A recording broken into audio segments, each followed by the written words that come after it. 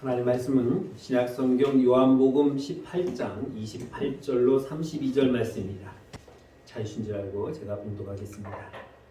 그들이 예수를 가야바에서 관정으로 끌고 가니 새벽이라. 그들은 더럽힘을 받지 아니하고 유월절 잔치를 먹고자 하여 관정에 들어가지 아니하더라. 그러므로 빌라도가 밖으로 나아가서 그들에게 말하되 너희가 무슨 일로 이 사람을 고발하느냐?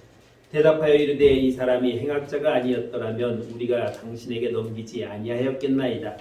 빌라도가 이르되 너희가 그를 데려다가 너희 법대로 재판하라. 유대인들이 이르되 우리에게는 사람을 죽이는 권한이 없나이다 하니 이는 예수께서 자기가 어떠한 죽음으로 죽을 것을 가리켜 하신 말씀을 응하게 하려 함이로라. 아멘.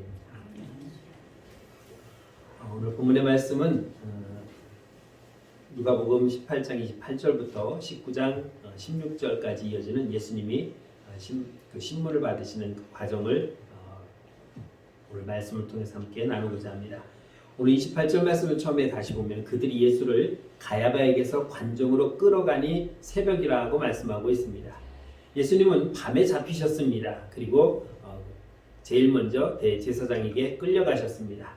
그날 밤은 매우 추웠습니다. 지난주에 말씀드린 것처럼 베드로가 추워서 불을 쬐러 자기 신분이 드러날 수도 있는 상황인데도 불구하고 불을 쬐던 그 모습을 우리가 생각해 본다면 낮과 기온, 밤에 그 온도차가 매우 심하기 때문에 추위를 많이 느꼈을 것입니다.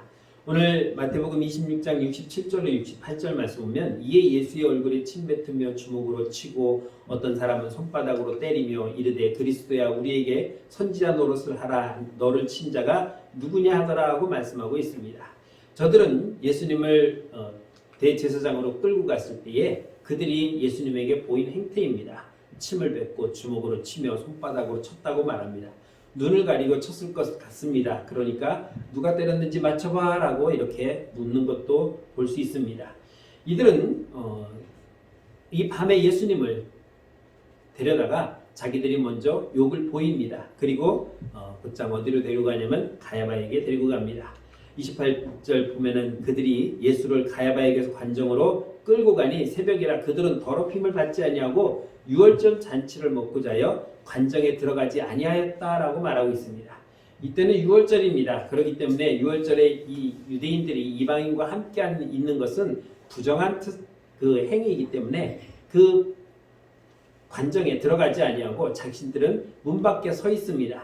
이들이 뭐 했습니까? 밤중에 예수님을 잡아다가 뺨을 때리고 주먹으로 치고 침을 뱉고 온갖 모욕과 수욕을 다 주면서 이제 우리는 유대인이니까 거룩한 유월절이니까 우리는 저 이방인과 함께하지 아니한다고 밖에 서 있는 모습을 볼 수 있습니다. 부정해질까봐 저들은 그렇습니다. 밤에 남을 데려다가 죄 없는 예수를 잡아다가 그렇게 모욕을 주고 때리고 몹쓸 짓을 다 해놓고는 이방인과는 함께하면 안 된다라고 거룩한 척하고 있는 모습입니다. 저들의 거룩함은 어떤 거룩함인지 우리가 한번 생각해 볼 수 있습니다. 저들은 하나님 앞에서 거룩한 척 하지만 정말 거룩해야 할 그 위치에서 저들은 거룩하지 못했다는 것을 보여주고 있는 것을 알 수 있습니다. 율법을 지킨다고 지키지만 그들은 율법을 온전하게 지키지 않고 있음을 보여줍니다. 형식은 갖췄지만 내용은 없습니다. 오늘 그들의 모습을 우리들의 모습 속에서 한번 찾아보시기 바랍니다. 우리는 매 주마다 나와서 하나님 앞에 예배드리는 예배자의 모습은 갖고 있습니다. 그런데 신앙인의 모습은 갖고 있지 않는 분들이 굉장히 많습니다. 예배는 꼬박꼬박 참석해서 빠지지 않고 드리지만 신앙생활은 주일날 하는 것이 아니라 세상에서 하는 것이 신앙생활임을 우리가 잊고 있습니다. 그래서 오늘 주일에 나오셔서 하나님 앞에 예배드리고 말씀을 듣고 그 말씀을 가지고 월요일부터 토요일까지 가서 신앙생활을 하며 보여줘야 되는 우리의 모습은 세상에서 찾아보지 못하고 오직 예배드리는 모습만 갖고 있지는 않습니까? 유대인의 모습과 다를 바가 없는 것입니다. 그렇기 때문에 우리는 주일에 하나님 앞에 예배드리는 이 모습을 가지고 세상에 나가서 내가 어떤 사람인가를 보여줘야 되는데 그 보여주는 사람들이 많지 않다는 것입니다. 그러니까 주일에 예배 삶을 살아가는 예배자는 많은데 신앙생활 하는 사람은 적다라고 말할 수밖에 없는 것입니다. 여러분들의 지난 한 주간 동안의 삶에서 나는 어떤 신앙생활을 하였는지 한번 스스로를 돌이켜 본다면 아, 내가 신앙생활을 참 잘했다라고 자신 있게 말할 수 있는 사람도 있을 것이고 아이고 나는 신앙생활을 좀 부족했네, 아이 나는 신앙생활을 하나도 못했네라고 생각한다면 우리의 신앙생활은 잘못되었다라고 볼 수 있는 것입니다. 그렇다고 해서 또 이렇게 생각하는 사람이 있습니다. 어차피 신앙생활 못하는데 주일날 가서 예배드리면 뭐하나, 그렇게 생각하시는 분이 있다면 그거는 잘못 생각한 겁니다. 그것은 내가 드린 하나님의 말씀 앞에 예배의 삶을 옮기지 못한 내 탓이지 그래봤자 소용없다고 잘못 생각하는 건 그 또한 잘못 생각한 겁니다. 그러니까 내가 예배의 삶을 제대로 살고 있다면 이제 그 삶이 세상에 나가서 신앙생활로 제대로 될 수 있도록 노력하고 힘써야 될 문제는 다른 사람의 문제가 아니라 바로 내 자신의 문제입니다. 내가 그렇게 살지 못했으니까, 내가 그렇게 결단하지 못했으니까, 내가 그렇게 살려고 하는 의지를 보이지 못했기 때문에 그런 것이지 다른 사람 때문에 그런 건 절대 아닙니다. 공부를 안 한 것이 누구 탓입니까? 엄마 아빠가 용돈을 잘 안 줘서 못한 겁니까? 아니면은 학원비를 안 보태줘서 못한 겁니까? 어쨌든 내가 공부를 안 했기 때문에 못하는 거지 부모 탓할 필요 없다는 것입니다. 그래서 우리는 항상 하나님 앞에 내가 예배의 삶에서 그치는 것이 아니라 그 예배의 삶에 나아가 신앙의 삶으로 열매를 맺혀야 한다는 것을 우리가 분명히 기억하고 그런 믿음의 삶을 살아가시기를 주의 이름으로 축원합니다. 박영선 목사님이 믿음이라는 책에서 이 한 예화를 하셨는데 재밌어서 가져와 봤습니다. 대학교에 막 입학한 학생이 공부를 잘 못했나 봐요. 영어를 하나도 못해요. 요즘 학생들은 영어를 잘하는데 저희 세대만 돼도 고등학교 나와도 외국인 만나는 걸 두려워하는 세대입니다. 문법은 잘하는데 이 말하는 게 잘 안 됐어요. 그래서 이 학생이 모처럼 여름방학에 미국에 가서 8주 동안 어학연수를 가려고 비행기를 탔습니다. 그런데 외국 비행기를 탔어요. 가격이 좀 싸니까. 한참 날아가는데 스튜어디스가 카트를 밀고 따오더니 이 학생에게 묻습니다. 코크 앤 스프라이트. 그러니까 우리는 콜라 주세요 하는데 미국인은 코크라고 얘기해요. 그러니까 코크 앤 스프라이트, 사이다 줄까 콜라 줄까 물어봤는데 얘가 그걸 못 알아들었어요. 그래서 yes 그랬더니 이 스튜어디스가 얘 영어를 못하는구나. 그리고는 콜라를 따라줬습니다. 그리고 이제 가서 8주 동안 어학연수를 하고 돌아오는 길에 비행기를 탔는데 우연히도 그 비행기를 스튜어디스가 그때 갈 때 탔던 그 스튜어디스였어요. 그래서 스튜어디스가 또 와서 코크 앤 스프라이트 물어봤더니 yeah. 갈 때는 yes 그랬는데 올 때는 yeah. 바다를 좀 발랐어요. 겉멋만 들었습니다. 영어는 하나도 못 배우고 그저 기름만 바르라서 나 미국 갔다 왔어. 야, 하로 하이. 멋만 부린 거예요. 제가 무슨 말 하는지 이해되셨죠? 내가 예배는 열심히 드려서 남들 보면 일단 야, 저 사람 참 믿음 좋아. 한 번도 예배 빠지지 않냐고 정말 그러니까는 장로님도 됐고 권사님도 됐고 뭐 안수도 됐고 그랬겠지. 그런데 삶에서는 그걸 못 보여주면은 우리는 겉으로치게만 열심히 한 것이고 내용은 아무것도 없는 그런 깡통 신앙인이 될 수밖에 없다는 것입니다. 우리는 종교인이 아니라 신앙인이 되어야 됩니다. 저 사람은 교회 다니는 사람이 아니라 저 사람은 예수 믿는 사람이어야 되는데 우리는 열심히 교회만 다니는 그런 사람으로 살면은 우리는 겉멋만 들 신앙인이 아닌 종교인이 되어버린다고 하는 것입니다.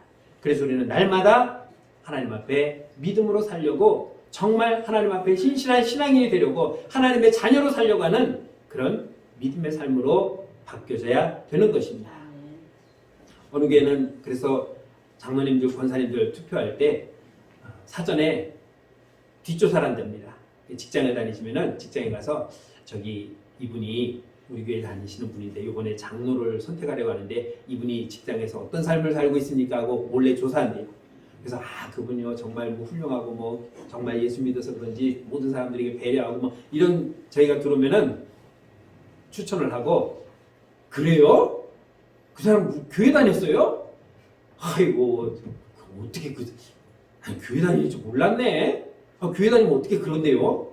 이런 소리를 듣는다든지 아니면 또 이제 부인 집사님이랑 권사님이 가서 당신 남편은 어때요? 그러면 아유 우리 집사람 얘기하지도 마요. 아유 맨날 막 승질만 내고 바가지만 긋고 아유 왜 그러는지 모르겠어 도대체 막 이러면은 또 애들한테 너희 아빠 어떠시니? 너희 아빠요? 맨날 뭐 가끔요 그냥 술 취해가 들어가지고 우리한테 뭐 소리 지르고 그럼 장로 추천 안 한대요.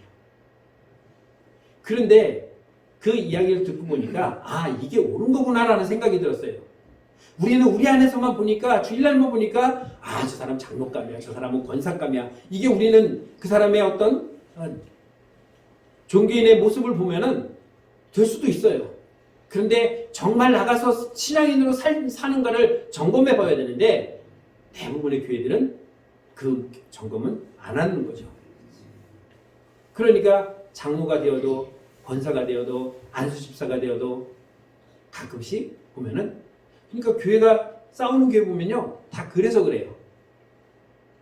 세상에서 살던 그런 종교인의 모습만 보다가 정말 신앙의 모습을 못 보여주니까 서로 용납하고 서로 화목하고 서로 감싸주는 이런 것이 없이 그냥 나만 살아서 불쑥불쑥 튀어나오는 겁니다. 우리는 그러한 종교인이 아닌 신앙인이 되시기를 주의 이름으로 축원합니다. 오늘 보면 31절로 32절에 보면 빌라도가 이르되 너희가 그를 데려다가 너희 법대로 재판하라. 유대인들이 이르되 우리에게는 사람을 죽이는 권한이 없나이다 하니 이는 예수께서 자기가 어떠한 죽음으로 죽을 것을 가리켜 하신 말씀을 응하게 하려 함이라 하고 말씀하고 있습니다. 지금 저들은 예수님을 잡아다가 죽여달라고 합니다. 그런데 유대인에게는 죽일 권한이 없어요. 왜냐하면 지금 로마의 통치하에 있기 때문에 사형이라는 제도를 적용하려면 유대인에게는 사형을 할 수 있는 권한을 주질 않았습니다. 이 사람. 그리고 오직 자신들만 최고로 사형을 구할 수 있는 그런 법체계를 만들어 놓았기 때문에 함부로 죽일 수가 없는 거예요.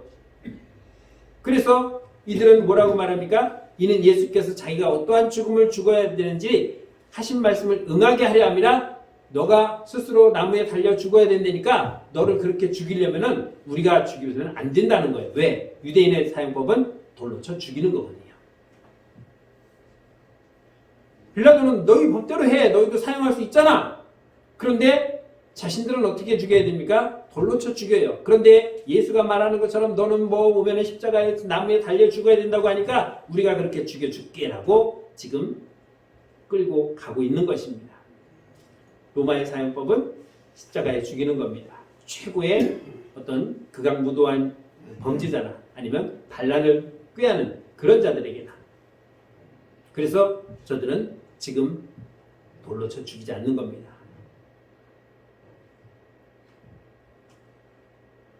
스데반이 죽을 때 어떻게 죽었습니까? 돌로 쳐 죽였습니다.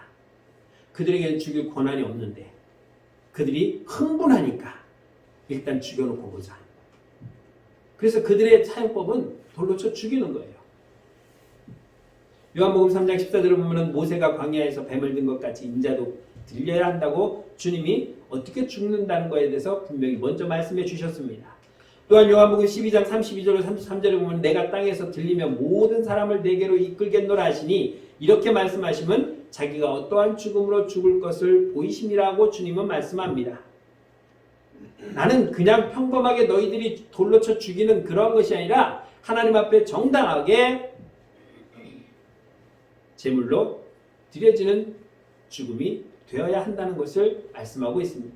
구약에서도 그래서 계속 그렇게 인자가 들려야 된다고 하는 예언의 말씀을 해주셨고 예언의 말씀대로 주님은 죽어야 하기 때문입니다. 이 모든 것을 바라보면은 사람의 뜻대로 이루어지는 것이 아니라 하나님의 뜻대로 이루어진다는 것을 우리가 바라볼 수 있습니다.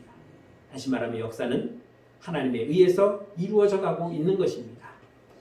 오늘 힘듭니까? 왜 우리나라에 이런 현상이 일어납니까? 왜 세계가 이렇게 난리가 납니까?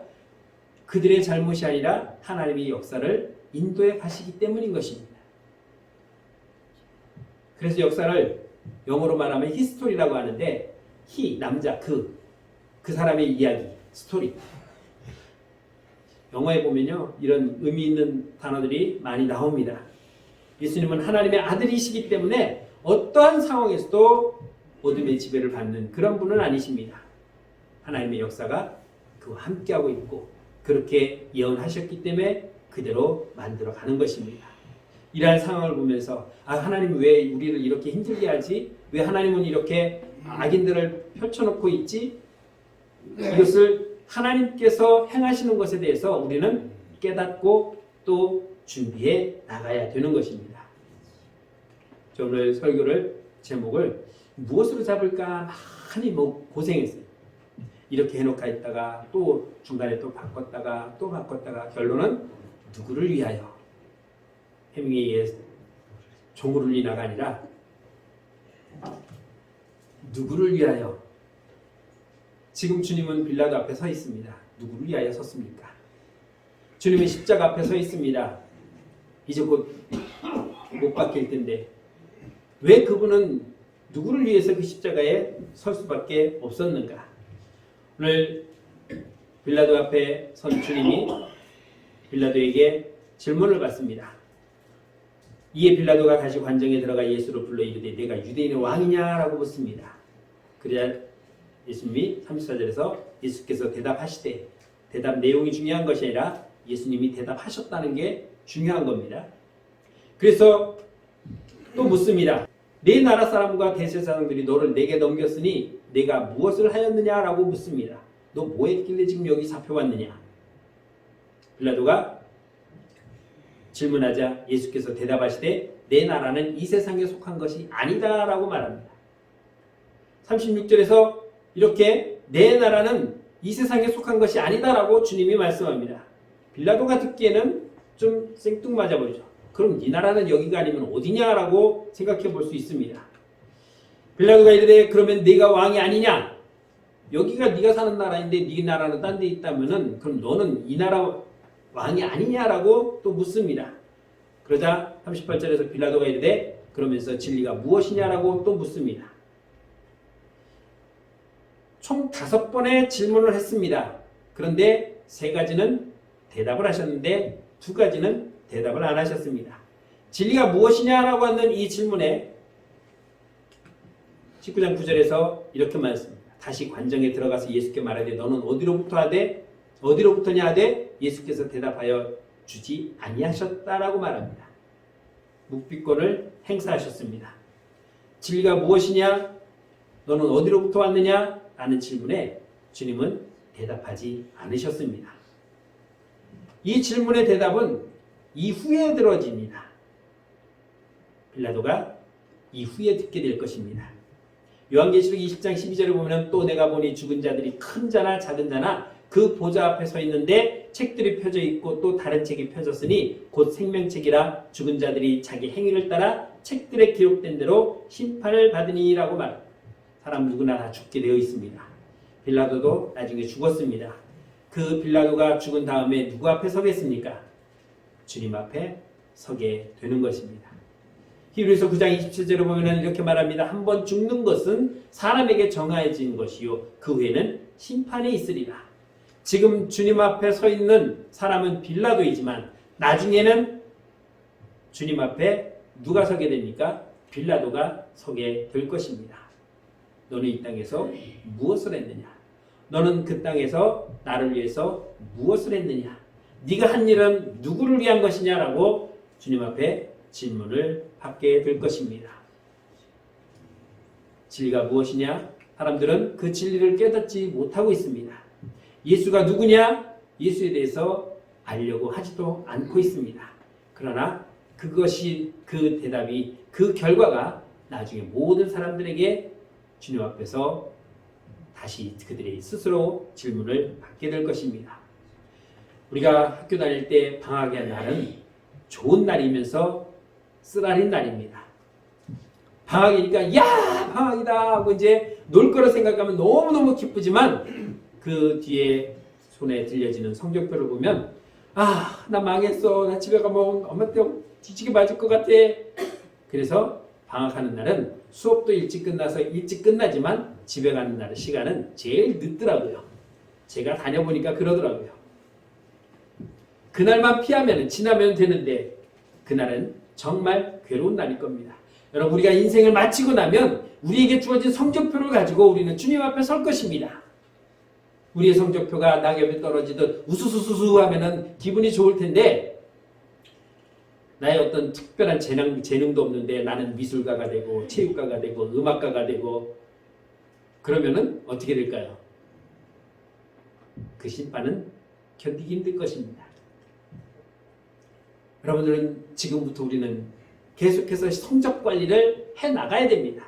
나는 지금까지 잘했어 라는 것이 아니라 나는 주님 앞에 부름 받는 그날까지 성적 관리는 계속 해야 되는 것입니다. 왜냐하면 계속 우리 앞에 놓여있는 시험들을 우리는 이겨나가야 될 것이고 우리 앞에 놓여있는 계속 영적 전쟁에서 우리는 승리해 나가야 되기 때문에 우리는 아직도 그 성적표에 완성이 아니라 점수를 쌓아가야 하는, 까먹는 것이 아니라 쌓아가야 하는 상태에 있기 때문인 것입니다. 요한계시록 20장 12절에 아까 본 말씀을 봅니다. 또 내가 보니 죽은 자들이 큰 자나 작은 자나 그 보좌 앞에 서 있는데 책들이 펴 있고 다른 책이 펴졌으니 곧 생명책이라 죽은 자들이 자기 행위를 따라 책들에 기록된 대로 심판을 받느니라고 말씀하고 있습니다. 책들이 펼쳐져 있답니다. 그리고 또 하나에 펼쳐져 있는데 거기는 생명책이랍니다. 거기에는 이름이 써 있습니다. 최영화, 신윤대, 오인구, 우리 교인들의 이름이 쫙 써 있을 겁니다. 그리고 또 하나 옆에 있는 책들이 있습니다. 그 책들은 무슨 책이겠습니까? 최영화의 삶의 책일 것입니다. 최영화? 있네. 어디 봐. 뭐야 얘는? 뭐 했어? 별로 한 게 없네? 한 게 없기 때문에 지옥 가는 것이 아니라 한 것이 없기 때문에 면류관이 없습니다. 오늘 19절 보면은 총독이 재판석에 앉았을 때에 그의 아내가 사람을 보내 이르되 저 옳은 사람에게 아무 상관도 하지 마옵소서 오늘 꿈에 내가 그 사람으로 인하여 애를 많이 태웠나이다 라고 말합니다. 빌라도가 재판을 하고 있을 때에 그의 아내가 밤중이니까 아내는 잠을 잤나 봐요. 깨서 꿈의 내용을 생각해 봅니다. 그런데 많이 애를 썼다고 말합니다. 여러분 꿈속에서 막 힘든 꿈이 있었을 거예요. 저 어렸을 때는 막 꿈속에서 전쟁도 일어나고요. 내가 상상해서 현실에서 볼 수 없는 엉뚱한 일들이 많이 벌어졌습니다. 너무너무 무서웠기도 했고 너무 힘들기도 했습니다. 마치 그렇게 힘들었던 것 같아요. 그래서 사람을 보내서 당신 그 사람의 재판에 절대 관여하지 말라.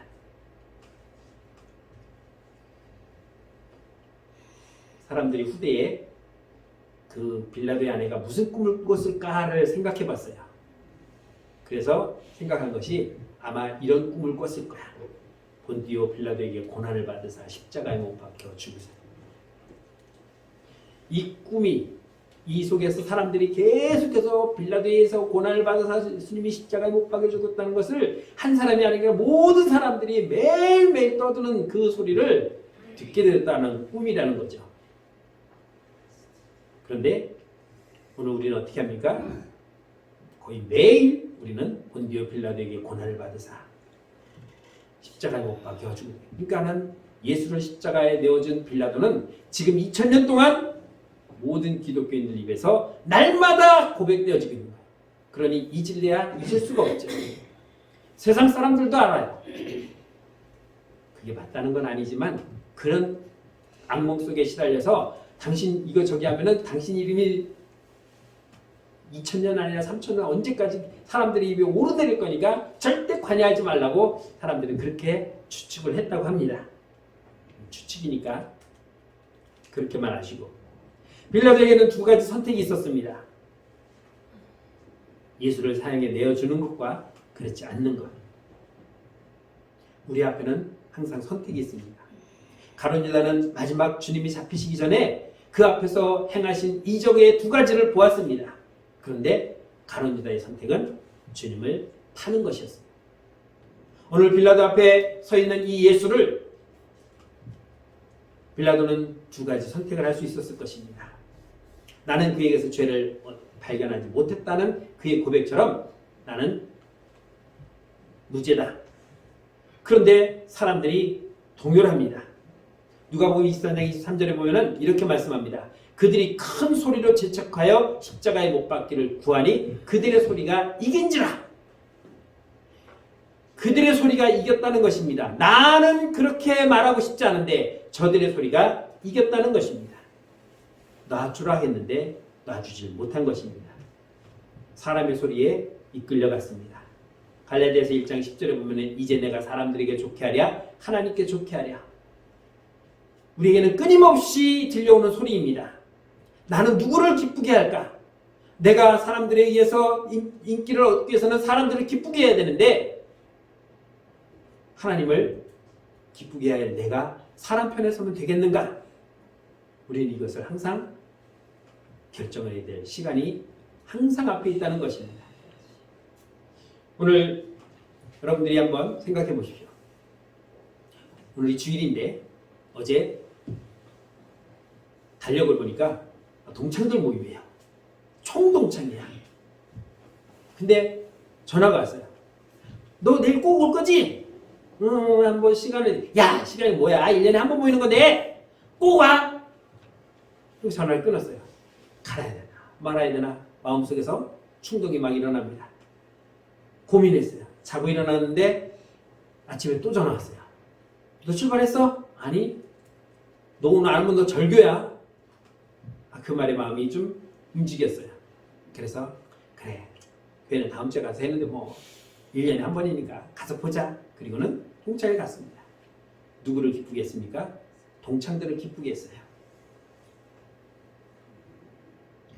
뭐 이런 경험들이 성도들은 종종 있어요. 종종 있으면 안 되는데 많이 있어요. 동창회 뿐만이 아니라 집안 행사도 있고 뭐 동네 행사도 있고 여러 가지 있어요.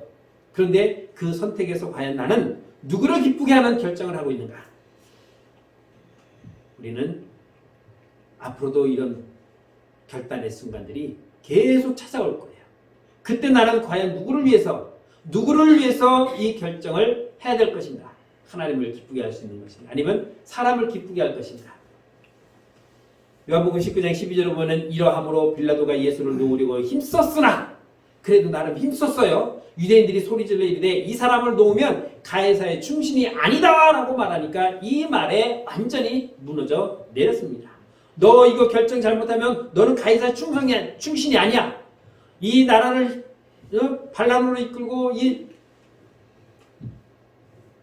로마의 황제보다도 지가 왕이라고 하는 이 사람을 살려주면 너는 가이사의 충신이 아니라 너도 반란군이야. 이 말에 빌라도는 무너지고 말았을 것입니다. 그 뒤에 빌라도는 황제에 의해서 파면됐습니다. 그리고 로마로 소환받는데 가다가 스스로 목숨을 끊었습니다. 왜 그랬겠습니까? 가면은 죽을 것이기 때문에. 결국 빌라도는 우리의 입에 2000년 넘게 지금 고백되어지고 있습니다. 그런데 빌라도의 아내는 어떻게 된지 아십니까? 그는 애굽의 지금이 이집트죠. 콥트교회라고 있어요. 거기는 기독교가 우리하고는 조금 변형된 그런 기독교예요. 카톨릭 뭐 정교회, 동로마교회, 서로마교회 이렇게 나눠진 것처럼 조금 달라요. 하지만 하나님 믿는 것에서는 별 큰 적이는 없지만 조금 다르긴 해요. 그 콥트교회하고 에티오피아 그 정교회에서는 이 빌라도 아내가 성녀로 추앙되고 있습니다. 그러니까 완전히 다른 결말이 되어진 거죠. 오늘 요한복음 19장 11절에 보면은 빌라도의 앞에서 예수께서 대답하시되 위에서 주지 아니하셨더라면 나를 해할 권한이 없다라고 말합니다. 빌라도의 권한은 네가 스스로 얻은 것이 아니라 하나님께서 너에게 주신 권한이었다라고 말하고 있는 것입니다. 예수님이 어떻게 죽을 것인가? 그 과정을 다 예언해 놓으셨는데 그 과정 속에 빌라도에게 신문을 받게 되어 있습니다. 그런데 그가 스스로 내가 총독이니까 너를 신문할 수 있고 너에게 죄에 대한 판단을 할 수 있다라고 하는 그 권한이 스스로에게 있는 것처럼 생각하고 있었겠지만 하나님은 그에게 권한을 주어서 예수를 판단하게 하셨던 것입니다. 오늘 우리가 갖고 있는 것들이 누구의 것입니까? 하나님의 것입니다. 하나님이 나에게 주신 것입니다. 돈이 많이 있으니까 그 돈을 주신 분은 하나님이십니다. 건강을 주신 분도 하나님이시고 지혜를 주신 분도 하나님이십니다. 우리는 그것을 인정해야 됩니다. 그것이 겸손입니다. 한국의 겸손 어떻습니까? 장사 잘 된다며, 올해 농사 잘 됐다며, 아유 뭐 그냥 조금 됐어, 그냥 먹고 살만해. 우리는 이게 겸손이에요. 작년에 10가만 왔는데 올해 50가만 나왔어? 내가 그냥 죽는 줄 알아서 농사 지으라고. 그러면 아이고 잘났다, 지금 지가 한 게 뭐 있다고. 우리는 이렇게 얘기해요. 그쵸? 이번에 애가 서울대 들어갔다며? 에이 그냥 어쩌다 들어갔지 뭐. 그런데 우리 애는 태어날 때부터 아주 머리가 좋아가지고 서울대 저 미국에 하버드도 갈 수 있는데 거기는 유학비가 좀 없어갖고 그냥 서울대 보냈어. 이러면은 잘났다 그래. 우리는 그래요. 그냥 어쩌다 갔어. 이번에 경쟁률이 좀 낮았어. 운이 좋았어. 이래야 겸손하다고 그래요. 여러분 이게 한국의 겸손인데 성경적 겸손은 무엇인지 아십니까?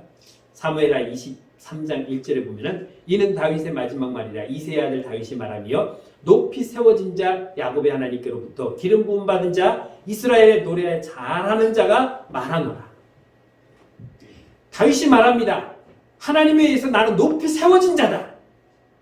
야곱의 하나님께로부터 기름 부음 받았고 내가 하나님을 높일 수 있는 그런 자가 되었다고 자랑하고 있습니다.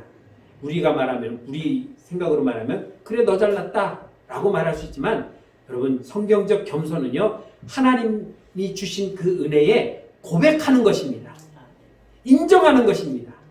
내가 이렇게 된 것은 하나님이 나를 세워주셨기 때문에 하나님이 내게 주셨기 때문에 내가 이렇게 된 것이지 내 스스로 된 것은 아니야 라는 것을 고백하는 것이 겸손입니다.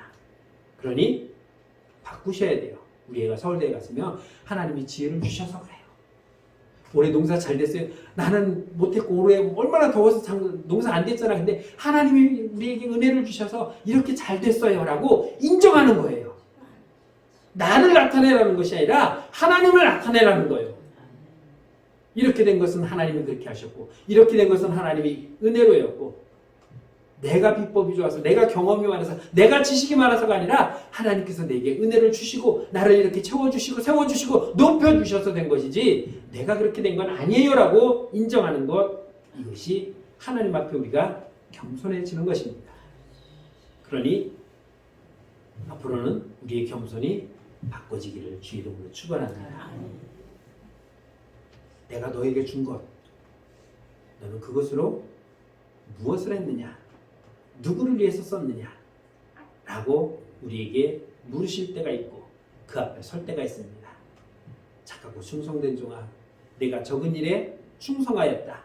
내가 너에게 준 것으로, 내가 너에게 맡긴 그 달란트로 너는 나를 위해서 이렇게 열심히 일했고 이렇게 소득을 냈으니 참 잘했다라고 하는 주님의 그 칭찬. 내가 너에게 줬는데 기껏 너는 너 잘 먹고 잘 살기 위해서 그렇게 다 썼느냐? 라고 하는 책망이 아닌 하나님 앞에 나는 주를 위해서, 나는 주님의 영광을 위해서 내 모든 것을 받은 것을 드렸습니다 라고 하는 고백이 주님 앞에 있기를 주의 이름으로 축원합니다. 찬양하겠습니다.